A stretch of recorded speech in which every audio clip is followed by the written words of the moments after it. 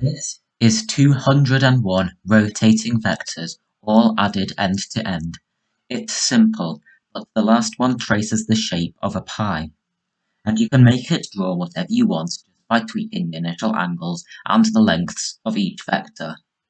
This is an example of a Fourier series, which means taking many oscillating values, in this case rotating vectors, and adding them together to approximate the function. The more there are, the better the approximation. This turns out to be a really useful way to write functions, and has many applications, but since I'm bad at drawing, I'm going to program a complex Fourier series which draws a pie. Also, try to follow along and make this yourself so you can draw your own things. But aside from that, programming is a great way to understand mathematical concepts by tackling them hands-on. For each vector, we can use the equation r e to the I theta, where r is the vector's length and theta is the angle from the horizontal. Then, as we increase time from t is equal to 0 to 1, multiplying theta by t will have the effect of gradually increasing the angle, and the vector will appear to rotate. When t is equal to 1, we want the vector to have made a full rotation of 2 pi radians, so we also multiply theta by 2 pi. We want to have many vectors, each rotating at a different integer frequency. If we multiply theta by an integer n, it will rotate n times as t goes from 0 to 1. For example, when n is equal to 2, it will rotate twice. It's worth noting, when t is negative, the vector will spin in the opposite direction, clockwise, and when t is 0, it is still and does not rotate at all. Finally, the last step is to add all the vectors up end to end. You may notice each vector has a coefficient c sub n. This is another vector of the form r e to the I theta, and it determines the length and starting angle of the vector. This is what we control to make the vectors trace our chosen path, and I'll come to how we set those constants soon. But first, I'm going to program the rotating vectors. So I created a new processing sketch, and in it I've got two arrays. One for the anti-clockwise positive vectors, and one for the clockwise negative vectors. Then, in setup, I call the function setVectors. And in that, I loop through all the vectors and set them to a unit vector of random direction. In the future, this is where I'll calculate all the constants c sub n. Note I've set the first negative vector to 0 because I don't want two constant vectors. In draw, I draw the vectors and rotate the vectors. To draw the vectors, I keep track of the end of the last vector in last point. Then I draw a line from the end of the last vector to the end of the next vector, and then I update the last vector. Then I do the same for all the negative vectors. When I rotate the vectors, I could multiply it by e to the I times a small angle, but that's a bit difficult to program. So instead, I'm using the built-in rotate function, and I'm rotating by a small amount, 0.01. But we want each vector to rotate at a different speed, which is why I'm multiplying by n, the frequency of the vector, or negative n for the negative vectors. So if we run this, hopefully we'll get some rotating vectors. And we do. They look a bit crazy right now, but that's because we're not setting them properly. So let's see how we can do that.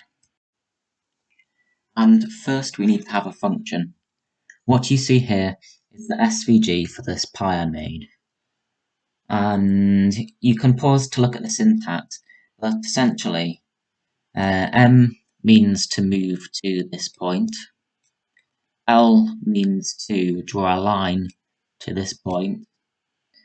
Q means to draw a quadratic Bezier curve to this point with control point of this, and the control point's written first. And you can use C to draw a cubic Bezier curve, and I don't use any here, but you'd add the second control point in here. And if you use lowercase letters, these points are actually relative to where you currently are. And if you use capitals, they're not. Oh, and if you're making this, don't forget to finish your path where you started. There are other ways to make an SVG, but this is quite a simple one. And if you want to see what you're drawing, open the same file in the browser. And to get it into processing, I replaced the spaces and new lines with quotation marks and commas and made it into a string array. But back to finding the lengths and starting angles, which in our equation are the coefficients c sub n. Now we have the function f of t, we need a way to isolate c sub n. This is the fun and clever part. Notice all the vectors rotate a whole number of times as t goes from 0 to 1. If we take that average using an integral, they will all be 0. All except for the constant vector. Since that doesn't rotate, its average position is its starting position, c sub 0. To get the other constants, we can multiply f of t by e to the negative n times 2 pi I times t. This has the effect of stopping the rotation of vector n. The exponent cancels to 0, leaving c sub n.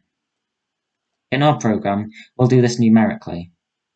We'll sample points on equal intervals along our path. Then for each vector, we'll multiply each point by the required amount, add them up, and divide by the number of points we sampled. So I've set up the framework for a function which samples points. Again, we need to keep track of the last position we were at because a lot of the points we specified relative to that. And as we loop through all the curves, we're going to encounter multiple cases. I've not used all possible curves in my pie shape, so I'm not going to program each case at the moment. That's something you should do in your program. Add the cubic curves and add the non-relative versions too. This first case is quite simple to do. We just need to move to a new point. So we'll say last point vector, and since it's a string array, we need to cast the values to int. So we'll say int of curves index I plus 1 and int of curves index I plus 2. And we need to increment I by 3. We'll say continue the next curve. The next case is quite similar, we just need to sample points. So we go from t equals 0 to t equals 1 and sample points evenly along that. And if you look at this diagram here, then you can see this length at time t is ta, this length is tb. So this length is a minus ta, or 1 minus t times a. So to get that point p at time t, we'll do 1 minus t times a times b. And back in our processing sketch, we'll add that to points. So we'll say p vector dot mult, and it was a, which is our last point, times 1 minus t. And we want to add to that p vector dot mult b, which in our case is the next two entries in our array. So that's p2 times t, and we add that to our points array. And of course, we update our last point, increment I, and continue. And our next case here, it's the same, but we're not doing it relative. So I've copied this over, and actually we're wrong up here, because P2 is not the next entry in our array, it's the next entry in our array, plus our last position.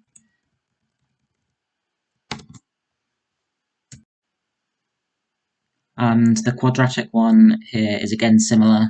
Instead, the next two entries in our array are our control point, and the two after that are our P2. And if we come over here again, we'll see that how quadratic this A curve works is that you go from A to B, like we did before, then we'll go from B to C in the same way.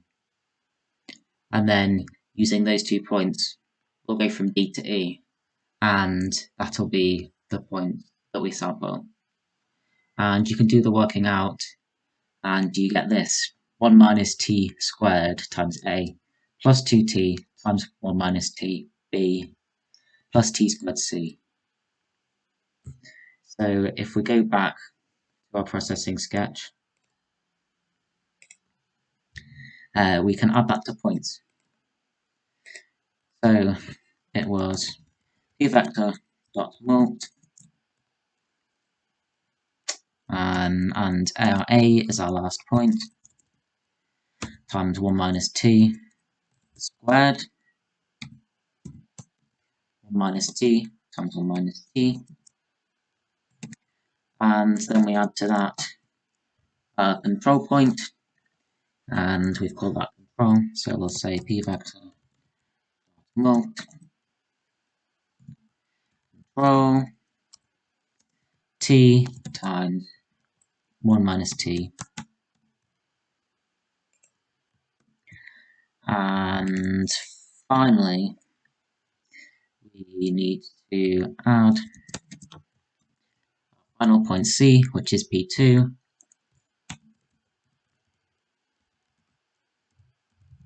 and that was multiplied by T squared.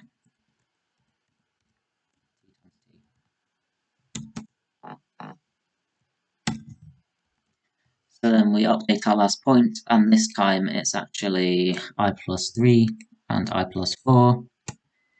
And when we increment, we're actually incrementing it by 5 this time. So now we have our points, we can go about setting our vectors properly. Before we were setting them randomly, but now we can do that integral. So let's keep track of the total, and we'll increment through all the points, and we'll add them together. But if you remember, to make them hold still and not rotate, we need to multiply them by e to the negative n times 2 pi it. And for that, I'm going to need to convert them all into polar form. So here it is in polar form. We take the length to be the square root of the x-coordinate squared plus the y-coordinate squared. That's just Pythagoras. And theta is, of course, the inverse tangent of the y divided by x. But we don't want theta to be that. We want to add our adjustment term to make it still. And if you remember, that was minus n times 2 pi times t. And so what I've done is I've converted it back into Cartesian form and added it to the total. After we've done that for all of the points, we'll divide by the number of points because it's an average, and then we can set a vector. And for the negative coordinates, we'll do this again. But this time we want to start from the first one, so we don't have two constant vectors. And down here, instead of negative n, it's positive n. And we're setting it to the negative vectors array this time as well. Last thing I want to do before I try and run this is to add the path that the last vector traces. So every time I rotate, I add a new point to that path, and then I loop through all the points and draw them. And hopefully if we run it, we should see a pi, but don't get your hopes up. Yeah, and as expected, this definitely isn't a pi. Something's gone wrong in one of my lines of code, and I'm going to try and find out what. So I've spent a bit of time debugging, and here's the issue. When we were changing our last point, we were changing it to the next two values in our array. But that's not That's not what we want to change it to. They're relative. We want to change it to P2. So I've changed all these to P2, and when we run it, hopefully we'll see our pi.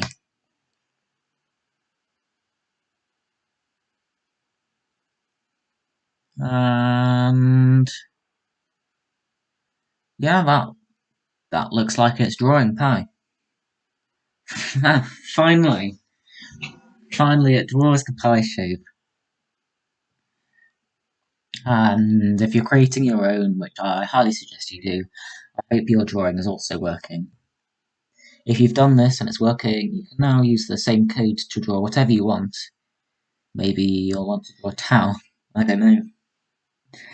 And I hope you enjoyed this, and I hope you've learned something from it, especially if you've made your own program. So thanks for watching, and I'll see you in the next video.